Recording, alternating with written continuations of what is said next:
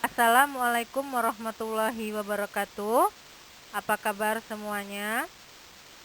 Pada kesempatan ini kita belajar jarak jauh atau daring karena ada musibah atau penyakit yang sedang melanda di negeri kita ini, yaitu COVID-19.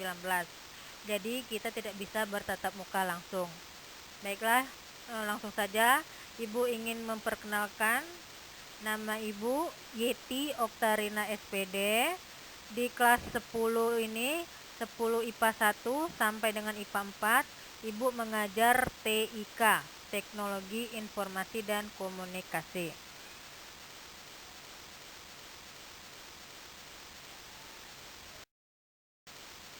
Di pertemuan pertama ini kita langsung memasukin materi, yaitu sejarah perkembangan komputer. Standar kompetensinya yang pertama itu melakukan operasi dasar komputer. Kompetensi dasarnya mengaktifkan dan mematikan komputer sesuai prosedur. Indikator yang pertama untuk pertemuan pertama ini menjelaskan sejarah perkembangan komputer. Pertama yaitu pengertian komputer. Ada banyak definisi-definisi tentang pengertian komputer menurut para ahli. Tetapi secara garis besar, pemberian nama komputer itu berasal dari bahasa Latin, yaitu computare, yang artinya adalah alat hitung. Jadi pada zaman dahulu pertama kali komputer itu diciptakan, gunanya adalah sebagai alat hitung. Seperti yang dikutip dari pengertian komputer menurut salah satu ahli, yaitu Donald H. Sanders, komputer diartikan sebuah sistem elektronik untuk memanipulasi data dengan cepat dan tepat, yang dengan otomatis menerima, menyimpan, dan memproses data input yang selanjutnya akan menghasilkan output di bawah.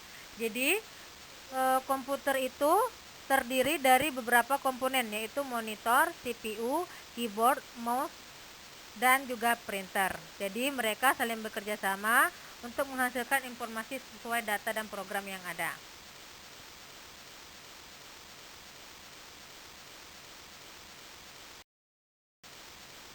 Penemu komputer pertama. Sebelum kita memasuki sejarah-sejarah perkembangan komputer, jadi kita harus tahu pertama siapa yang menemukan komputer, yaitu adalah Charles Babbage, seorang ilmuwan matematika yang berasal dari Inggris.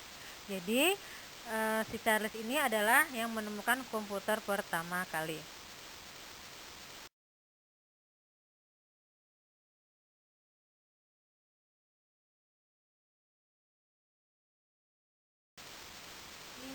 Generasi komputer. Yang pertama, generasi tabung vakum pada tahun 1940 sampai dengan 1956. Di sana sudah ada bentuk gambar komputer pada generasi pertama.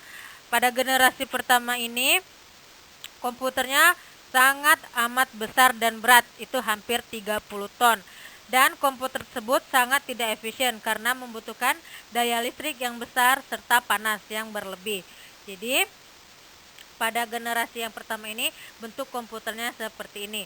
Ciri-cirinya yaitu pertama, proses kurang cepat, daya simpanannya kecil, suhu cepat panas sehingga membutuhkan sebuah pendingin, kemudian ukuran hardware-nya sangat besar sehingga membutuhkan ruangan yang sangat luas.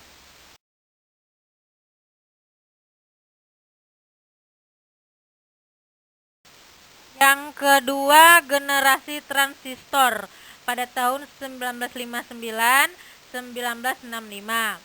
Sudah ada contoh komputernya, gambar komputernya di samping. Di sini jelas ya, di setiap komputer itu ada kelemahan dan kelebihannya masing-masing. Oke, pada komputer transistor ini ciri-cirinya itu proses operasi lebih cepat, mengembangkan magnetic core storage sebagai memori utamanya, orientasi penggunaan program tidak hanya pada orientasi bisnis tetapi juga orientasi teknik, mampu melakukan proses real time dan real sharing, bahasa pemrograman sangat tinggi.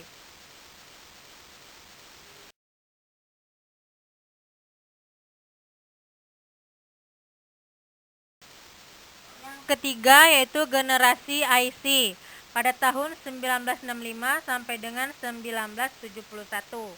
Nah, pada generasi ketiga ini komputer mengalami kemajuan dibandingkan dengan sebelum-sebelumnya. Di komputer ini kelebihannya lebih cepat, lebih efisien, dan juga merupakan komputer pertama yang menggunakan monitor dan keyboard. Di sana sudah ada ciri-cirinya pada generasi komputer yang ketiga.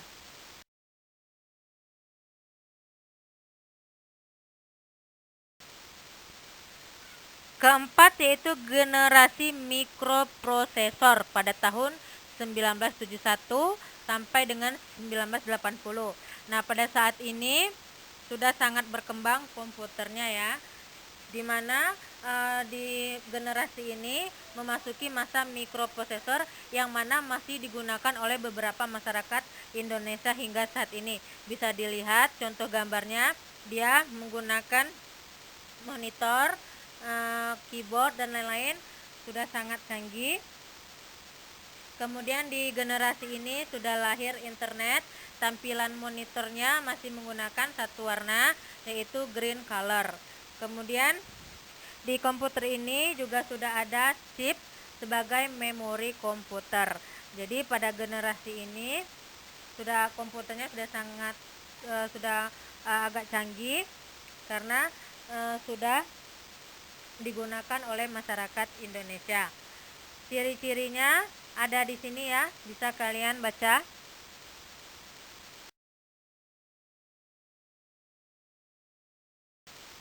Yang terakhir yaitu generasi AI atau Artificial Intelligence. Yang terbaru dari perkembangan komputer di generasi ini yaitu memiliki kecerdasan buatan sehingga dapat melakukan input dengan lebih baik. Bahkan dengan teknologi ini kita dapat menginput bahasa yang digunakan sehari-hari, menyesuaikan keadaan dan mempelajari lingkungan sekitar. Sudah ada contohnya di sana dan ciri-ciri komputernya seperti tertera di slide PowerPoint. Jadi Ibu rasa cukup itu saja untuk pertemuan pertama ini dengan materi perkembangan sejarah komputer. Untuk pertemuan selanjutnya kita akan membahas jenis-jenis komputer. Untuk lebih jelasnya silahkan kerjakan latihan yang sudah Ibu siapkan.